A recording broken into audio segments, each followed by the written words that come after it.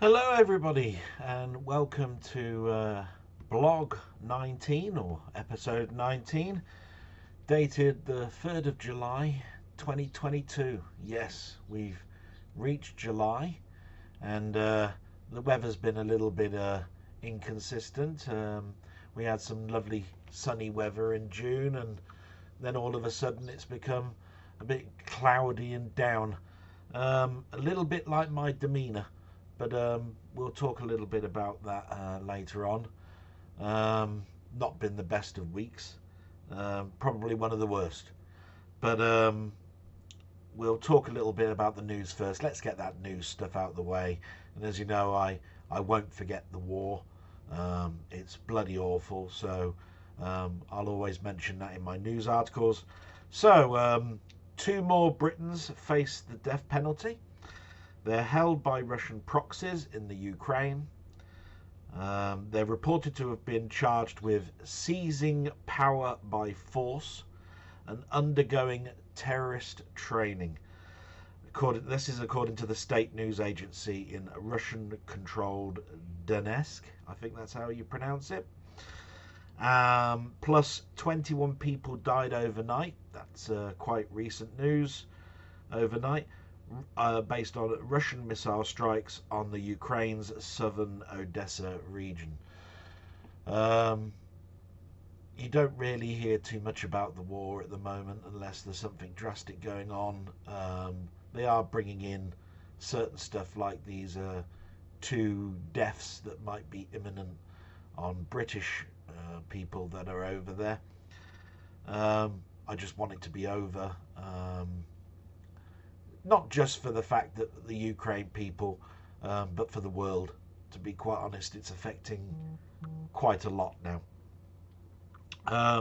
So the next one that piqued my interest, probably because of Formula One at Silverstone, was this thing that's going on with Nelson Piquet. I'm sure everybody's thinking of Murray Walker now when he goes, Nelson Piquet! Anyway, further racist slurs accused at Piquet against Hamilton. Piquet states it's a mistranslation. But these quips were repeated in another interview at another time, and they translated the same.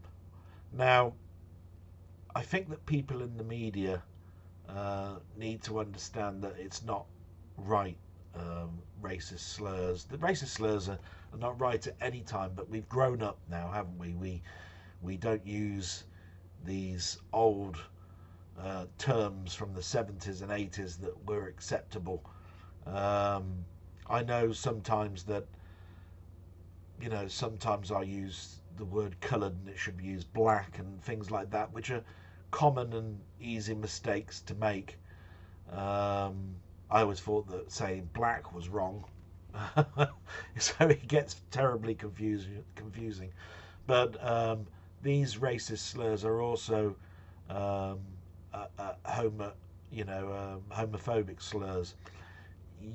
You never bring that in, and especially around Pride Week. So grow up, Nelson, is what I need to say, and don't try and cover yourself. If you made a mistake, you made a mistake. If those are your thoughts, say them and stick by them. And then there is this big tragedy that's happened in America. I think it was about a week and a half ago. It was the deadliest human trafficking incident in US history, where 4 truckers have been impounded and questioned in regards to 53 migrants that were killed in the back of their truck. Now, they've said this week that they didn't realise that their air conditioning was off. It's human trafficking, for God's sake. If you knew they were there, the air conditioning was off. How does that make any difference? You were trafficking people. I feel for these people that they're having to get out of their country to a better future, and to think that these people, just in it for the money, did silly things and then start turning around and saying they didn't know their air conditioning was on. There were children involved in this, for God's sake. Anyway, that's all I've really got to say about the news, and it's always doom and gloom. There's never any fun ones in it anymore. So I'll talk a little bit about me, which has been a pretty bad week, and it's not been a bad week in regards to news for me, because there's been none. But that in itself explains a little bit about your demeanour.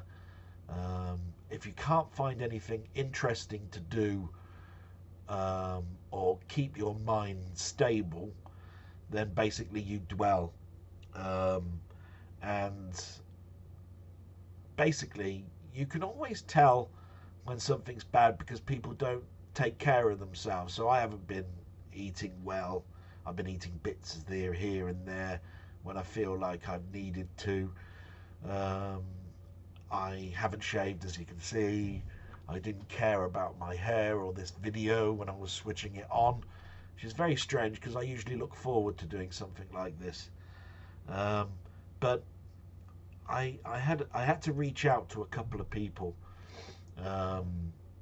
and one of them was by text, and one of them was talking to my mate Mainmeister, and I think they both opened my eyes a little bit, and cleared my mind a little bit.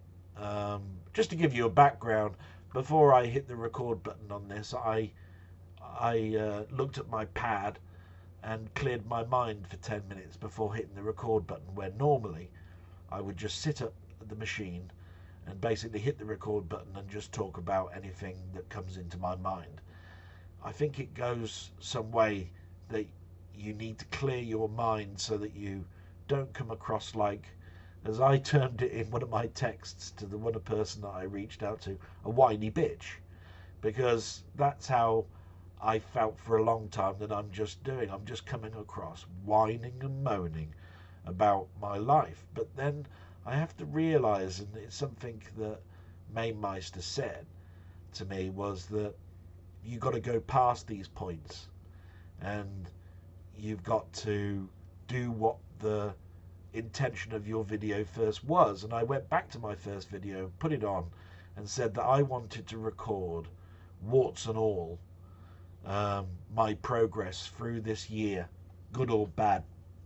And I suppose it's a combination of those two people, and watching that first video that made me get up this morning and press the record button. There's a lot to say about mental health, and Mainmeister has said that he wants to do a series on mental health. I think what we have to understand about mental health is it's all very well sometimes to turn around and say, don't hide it, reach out to people, talk to people.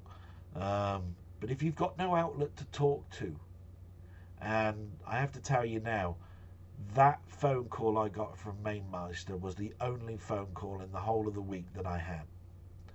So if you don't have that close bond, and the person I texted is a bond but not a close one, and that's why I don't have their telephone number, that you then have trouble discussing things and talking about things.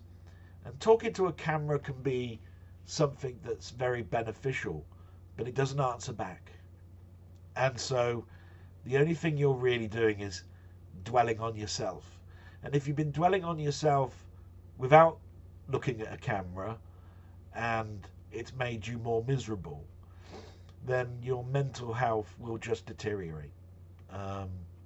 There's a number of traits to mental health, and I'm looking forward probably a little bit to Mainmeister's video, because the one thing I will turn around and say is loneliness is just part of it, and I don't tend to have a problem with loneliness. I mean, if I think about it, I moved to Manchester, met a girl, stayed over there, bought a house. The girlfriend part fell apart within 2 years. I was there for 7. So for 5 years I was by myself and only ever seeing my parents twice a year. And the money was so tight that I couldn't really travel down to see them. So for 5 years I was by myself, and the only people that I spoke to were people at work. And those people at work are all in relationships. If you're not in a relationship, then basically there was no going to the pub after work or anything like that.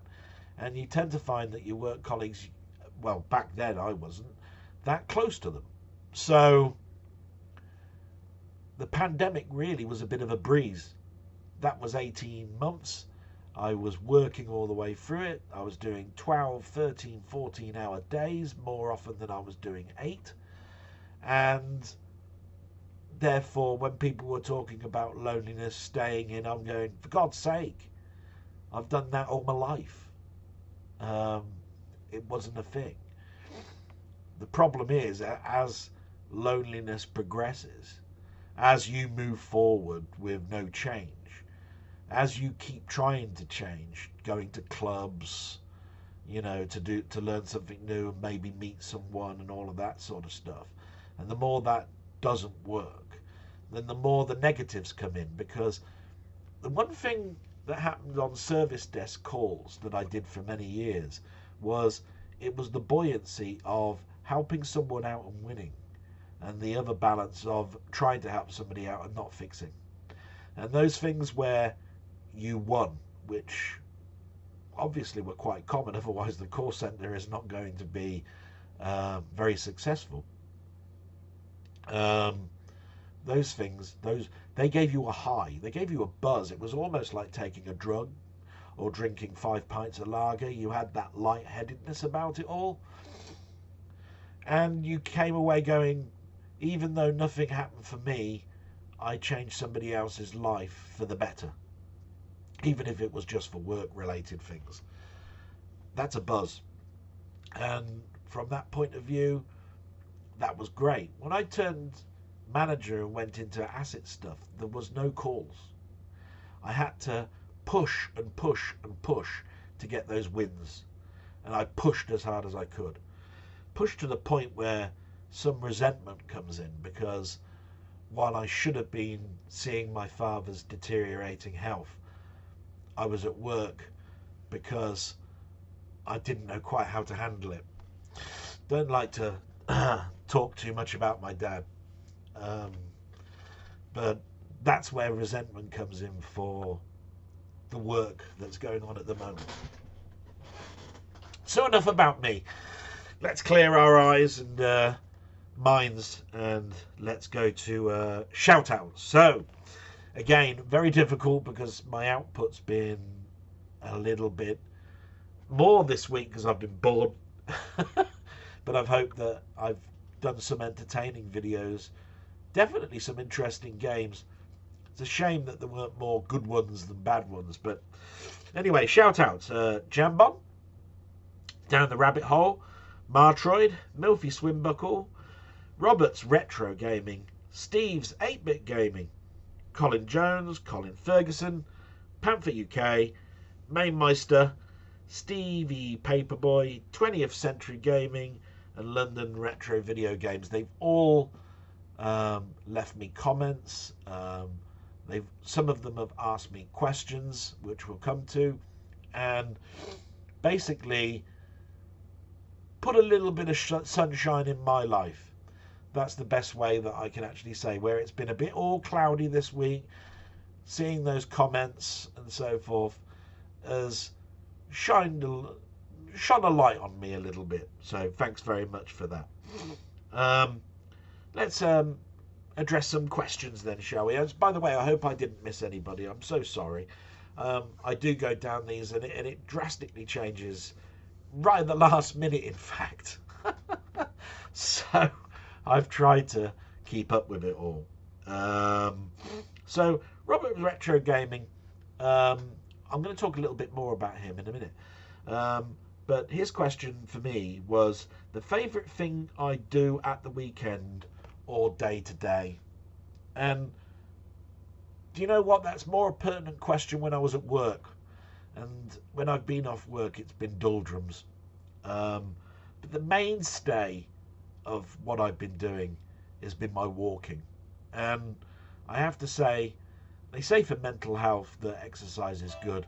And I have to turn around and say, yeah, it's been a benefit to me, Robert. So what I tend to do is I get my watch on, I press the walk button, um, I I put some music on, or I listen to a podcast, which gets more difficult every day because I'm getting less and less to listen to. Um, and I basically go on my walk and see if I can improve on the day before. And if I don't, I know that I've at least done the same walk and the same distance. And I know that I got out the house, took some fresh air, and hopefully it's cleared my mind a little bit. And the most time it has. This week, not so much, and I've done less walking. And that's possibly another reason why bit in the doldrums. So I hope that answers that question for you, Robert. Panther. He continues with Foodgate.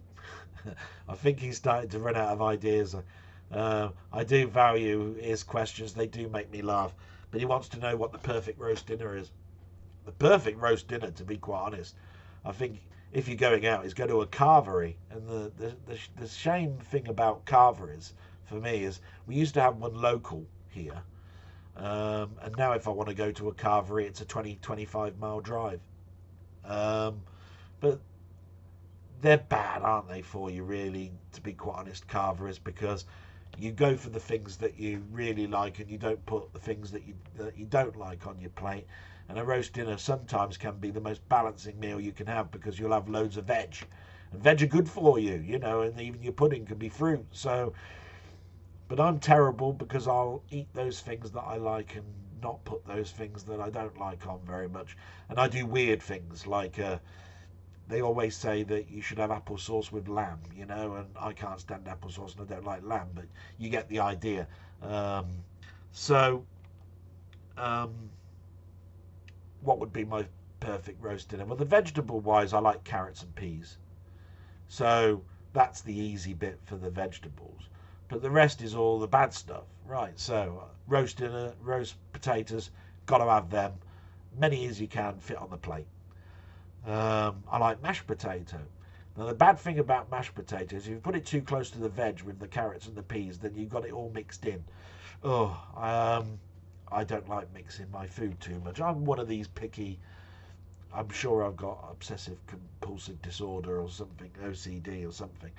But I'm not to the point where the food is touching type thing.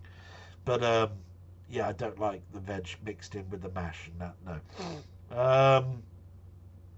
I love Yorkshire puddings. Now again, Yorkshire pudding is something that you have with a certain type of meat, but I'll have it with anything. If I've got a chicken, I'll have Yorkshire pudding. You know, it's a no-brainer. It's just lovely. I used to love it as a kid, Toad in the Hole, which for anybody in my American friends, that's a Yorkshire pudding with sausages in it. So yeah, got to have Yorkshire puddings. And then meat, well, in the carvery you can have all the different types of meat that they're cooking. But I like beef and I like gammon or ham. So if you put, or turkey, or chicken. So if you put turkey and ham on my plate, with those other ingredients I've just mentioned, I'm a very happy chappy.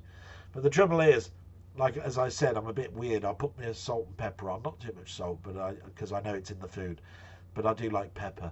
I'll cover the spuds with mint sauce. Don't know why. It's just something I've got to do. Oh, by the way, boiled spuds, got to have those as well. And then of course I like a beef gravy. So, you know, you've got to have some liquid in that, otherwise it's incredibly dry dinner.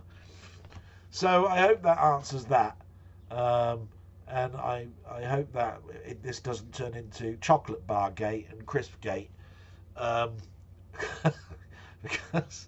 Because this could go on for donkey's years. But thank you very much, Panther. It's really appreciated, all the questions on food.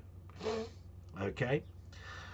You bastard, you've got a big head and I'm really sick of your productions and blah, blah, blah. And why haven't you done one this week, even though I've read it on social media on why? Don't care, get your ass in gear, will you? Right. Colin. Now, Colin's a great bloke, and I'll talk a little bit about what I watched of his this week. He's asked what my most expensive music purchase is, and that's a difficult one because um, it depends on what you think about music. Because are you thinking about the equipment that I play my music on, or are you thinking about a certain piece of media that I've bought? You know, whether it be on CD, record, vinyl, tape, etc. So I'll answer both, I think. When it comes to a purchase music-wise, it will be vinyl, and it will probably be one of the Ennio Morricone albums that I've got. Um, Very early or Italian pressing of The Good, the Bad, and the Ugly as one that comes to mind. That was quite expensive. I showed one that was um, Flight of the Doves, which I showed you on vinyl and on CD in one of my previous blogs. That was expensive. But when it comes to the equipment, oh, that's got to be my amp and my Atmos speakers. Um, I'm one of these things where if I'm watching a film, I want it to be in the best sound as well. I'm heavily into sound with that, and even when I had a Laserdisc player, they had what they called THX certification, and my amp had to have that. Now it's all Dolby Atmos or Dolby Digital. And you could probably see the amp that I've got down there. That one's a Denon. And that's an expensive purchase. Almost to the same expense as the TV, and the TV was over £1,000. Don't want to start talking too much prices, but yes, I don't scrimp on sound when I'm picking up or refreshing my TV purchases through the years. Um, and then we've got Mainmeister's question before we get to Milfis. Mainmeisters and Milfis are sort of similar, but when Mainmeister called me on Friday and sort of cheered me up a little bit, he asked me what if I could go back in my past and I could have 1 hour in each day, name 5 separate days I'd like to go back and experience that hour in. Obviously, this one's going to be pretty much family orientated because I've told a story, I think, before, but if I haven't, the first time fishing with my dad was memorable and makes me chuckle because it always brings back the memories that my dad used to keep telling people about that day, because I obviously didn't impress him, but he used to like telling this story. So I wasn't the very most patient of people, but I learned patience through going fishing, and fishing isn't something that I still now like doing, but I appreciate people and why they do it. But my father was telling me about float fishing, and he told me about watching the float, and when it bobs down to slightly pull the rod to the right or left, and the reason for that is for hooking the fish. He didn't really tell me how much power to use, and I remember that when you've been staring at that float for as long as I had, and it went down, I yanked it like this. I basically used virtually all my strength, and I just moved it towards. Well, it went into orbit, didn't it? It went behind me, and the line and the hook and the fish all went in the hedgerow behind me, and we had to spend the next 30 minutes trying to untangle the line and get the hook out of the fish. And my dad always used to tell that story to a fisherman because he became a water bailiff and part of the swan foundry, because he was a big believer of protected swans around our reservoir that's around here. So that would be one. These are not in any order. The first time setting up my A1000 would be one. If I could get that hour back, that'd be great. That was so delicate and so much preparation on finding the perfect place to put it, that switching it on for the first time, seeing that kickstart symbol, because I had the A1000.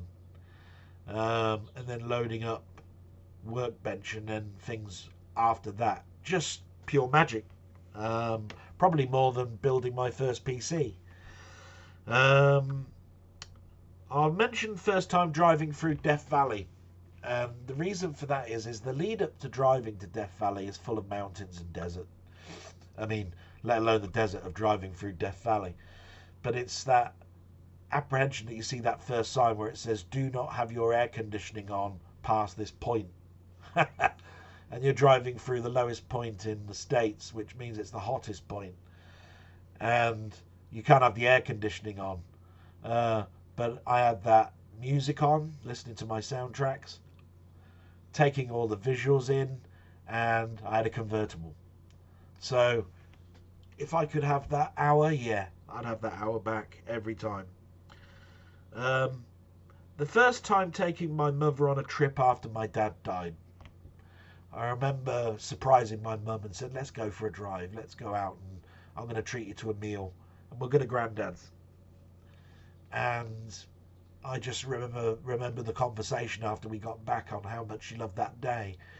My granddad's sadly gone now, and the friendships that my mother's had have diminished to the point where she now stands at the window looking at people going by, or she'll go out into the front garden now and basically talk to strangers as they go into the post office, because it's just getting to her and she's got no one to talk to. So I'm hoping me being here has helped a little bit, although we argue an awful lot. Get this done, get that done. You get the gist. And the first time playing my first arcade game, which I think for many people of my age is Space Invaders. It's like how many have envisaged it. There's this big machine. It's got some weird bleepy bloppy noises coming from it. I remember I wasn't very tall, but I could reach the controls. Just watching people play it was a joy. Putting my first 10 pence in and playing it was overpowering. So that would be that. Now, Milfy. I hope that's answered your question, Mainmeister. Milfy's question is the same as Mainmeister's, and he couldn't answer his. And I think it's because it's quite a complicated one. So it's put, you're given the power over the next week to relive one day of your choice 100 times. You can choose which day of the week, and during that day you can do whatever you want. However, only your memories will remain the next day. So everybody else's memories will be cleared. And the one rule is you can't use that day to benefit financially. So you can't go down the bookies. My question is, what do you do in the 100 days? And I think the tricky part of this is, it says over... Oh, just bear with me. It says the power over the next week. And I don't know what I'm doing next week. And that makes it a bit difficult. But if you look at Groundhog Day, there's one segment where Bill Murray learns the piano. Now, if you think about it, he's doing all of these things to try and improve people's lives and improve his, because he thinks he's a miserable git, and that's the reason why he's being punished. So he goes to a music teacher, and according to that music teacher, you know, this is the first time they've had a music lesson.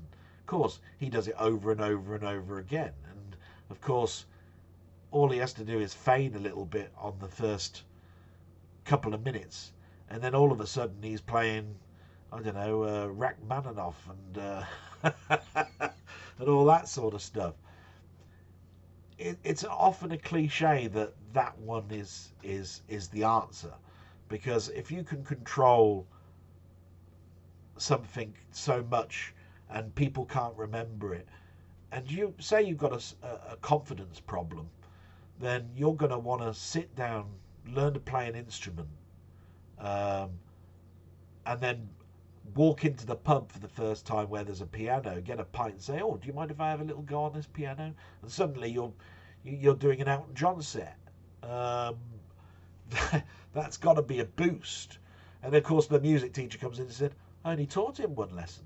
I mean, course that's got to be sort of like the pinnacle, and you could probably add that to painting, drawing, anything that has a little bit of thought about it, and improving self skills. I mean, I could turn around and say learning programming for the first time. I'm no good at programming. You can go to 100 lessons, and each time that you're going there, it's your first lesson, and you suddenly look like you can solve the world's problems, with maths. I mean, my God. I hope that answers your question, Milfy, because it's the only one I could think of. And I'm hoping that Mainmeister gives you the answer that you desperately need, because that's all I could come up with, I have to say. So we get to the bit now where I've been watching your stuff. Now, I'll go quite quickly, but some of these people have spent an awful lot of time this week doing stuff. And the first one's going to be Steve's 8-Bit Gaming. A friend of my channel, a friend to me, he's been doing some games that he's missed and loved and that sort of stuff, but the two that stuck out for me are the new ones. He did a Spectrum one called The Goblin, which was very interesting. And the thing about with those is that we're learning it together. While he's playing, I'm learning the game as well, because I've never seen it. So that's great. And that's probably more than some of the other tidbits that he started to play, because he played Park Patrol and a number of others. And the only thing about Park Patrol is that I swear I had that before 1987. Now, I do know it came out on budget, but everywhere you do look, it says it was never released in Europe other than in America on the day it was created, or the year it was created, which is 1984. But I live near a BX Center, an Air Force base, and I can get games and play them. And I remember going with my mate to the Air Force base, going to the BX Center and picking up Commodore 64 games. So I'm pretty sure I got that. But it could also be that I had it on Pirate. Pirate was rife, so somebody had it on disc, and suddenly England had it. It was that rife. So it's memory, and the more I go back to the 80s, the harder it's becoming for me to remember exactly where I was or how I got something. Anyway, please watch Steve 8-Bit's Gaming channel. It really is entertaining. Just to see him die all the time, it's just great. It just makes you smile. Steve, we love you. Roberts is sort of the same. So Roberts Retro Gaming concentrates a little bit more on Atari 8-bit. Mostly the 800 or the 400. He's been asking people to comment, and I see some more people now are commenting. But he asked me if there was a game that I wanted to see, and I mentioned obviously the old classic Gyrus. I probably filled in too much, because I probably said, well, Mainmeister's going to want Berserk, and so forth. But he's done some absolute classics. He did win one day about 3 that I just have to play. Things like River Raid, Bruce Lee, and those are classics. And it doesn't matter how much you played those games and how much you've watched those played by other people. There's something hypnotic about watching something that you enjoy playing yourself back then. So please give Robert's Retro Gaming a look. And then there's 20th Century Gaming. He's been playing Gravitron 2, and on his stream he did a Halloween special in July, go figure. But Gravitron, the reason I watched 20th Century Gaming playing Gravitron is I had it, played it a little while, and I needed something to do for my own channel. And I noticed it's Atari's 50th anniversary this year, and they just released Gravitar Recharged, which is a reimagining. So it's sort of tied in. Watching his channel gave me an idea. So that's the thing. I watch other people's channels and I get ideas. As much as they're like comfort food, it's been great watching him. And that's where Ponder comes in, because he's part of this high score kerfuffle that is part of Discord. And if you're not part of Mainmeister's Discord, please give it a join. It's definitely worth going. Just, you know, see the conversations, ask any questions, get some answers about things that you're having problems with. Absolutely great. And there's this arcade kerfuffle type thing that high score kerfuffle, which they do every couple of weeks, and they're doing RoboCop the next 2 weeks. What a game to choose, because I mean, I never had enjoyment really of that in the arcades. I always liked the music because it was out of the film, but it was so damn hard. And if you get to a wall, because you can't use continues, if you get to a wall where you can't get past something, then of course you really are stuffed. And Ponder's been trying to get past that wall, and some parts he succeeded. So definitely give that a try. And then Rabbit. So not so much stuff out of Rabbit this week, but he does do these little ones sometimes where he gets some interesting sweets. Now, it doesn't sound very interesting, but it really is, because I've always been intrigued ever since I went over to the States about how they consider what English chocolate is like and what American chocolate's like, and them turning around and saying, oh no, this is chocolate, we don't like our shit, and all of that sort of stuff. And there is a big difference. So he's been looking at some jellied sweets this week, and that's definitely worth a watch. You see the box, you see what it looks like, he'll tell you what it tastes like, he'll advertise probably where he got the sweet from. You know, it's quite interesting, and some of them are game related. He did some a while back where he got Pac-Man sweets, you know, all sorts of stuff. Definitely worth a watch. Now, the other stuff has just been the normal stuff that I'll just generally watch if I can. LGR this week fixed his missile command cabinet. So it's always interesting to see an arcade cabinet taken to bits and somebody repair parts of it. And he was repairing really more the lights and the coin mechanism and the tray, and printing out stuff that would have been pinned on the inside, like the service sheet. So that was interesting. And then the retro news part of the RMC, the Man Cave type show, they were talking about the new MSX, which has got everybody in Discord talking a little bit as well. So that was quite interesting. So now we go to just what I've been watching, which hasn't been a lot. I've not been in the right mood. When I try to watch something, I watch 10 minutes and then switch it off or come back to it. So it's been very, very bitty. But I did watch the second episode of Halo, the third episode of 1883. Those are on the Paramount channel. I continue to watch Star Trek Strange Worlds. I think it's about episode 8 now. It hasn't had a terribly bad episode yet, and most of them have been average to really, really good.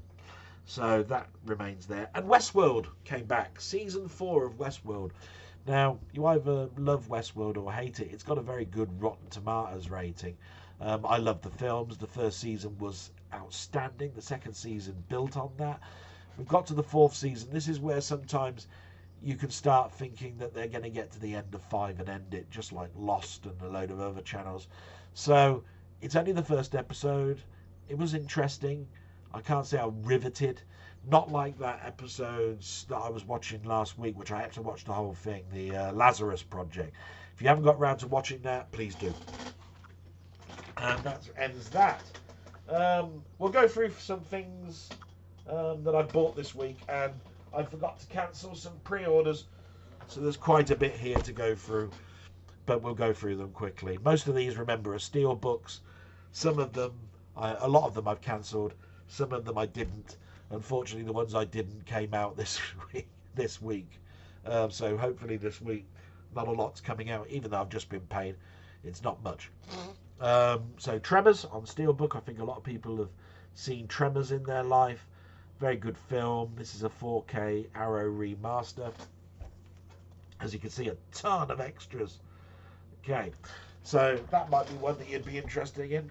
The next one is Ambulance. More modern film. I think it's Michael Bay. He's very hit and miss, Michael Bay. The Transformers film's not interested in really too much. Watched the first one, thought it was okay.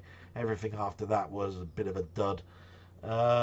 This is more a return to form of the stuff before Transformers. It's quite good. Um, Definitely worth a watch. Jake Gyllenhaal's probably the person that shines out of that film.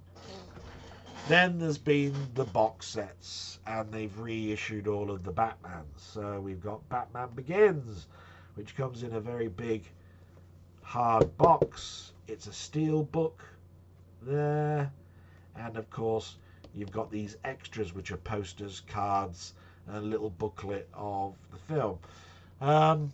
The trilogy is more good than bad, but to be quite honest, the jewel in the crown for that trilogy was The Dark Knight, where we all know that Heath Ledger sadly passed away after making this film. But it's wonderfully shot. It's probably the best one of the trilogy. And as you can see, it's the same format as the other one. I've got a steel book and art cards and so forth in a 4K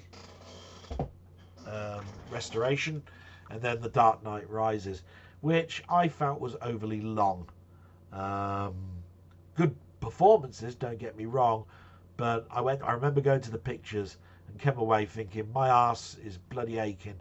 I've been sitting on that seat for nearly 3 hours, or that's what it felt like. Same format, so steelbook, so forth. And then one that I wasn't expecting because I ordered it 6 months ago. It was from the States, and it's taken 2 months for it to arrive. Is Some Like It Hot.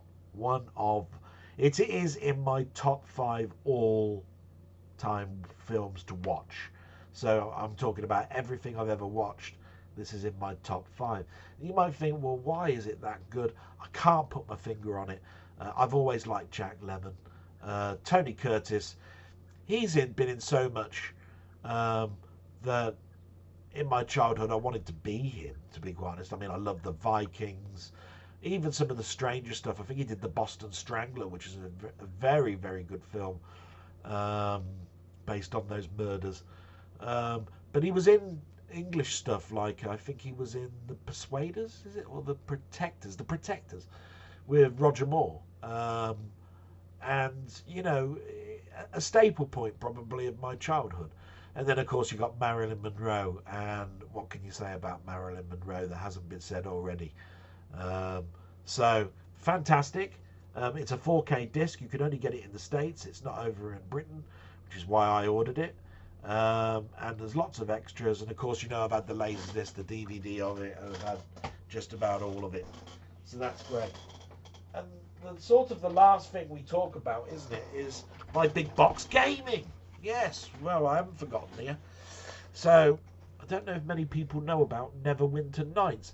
Now, the thing about Neverwinter Nights is it did come from the people that did Baldur's Gate and all of that sort of stuff, Planetscape Torment.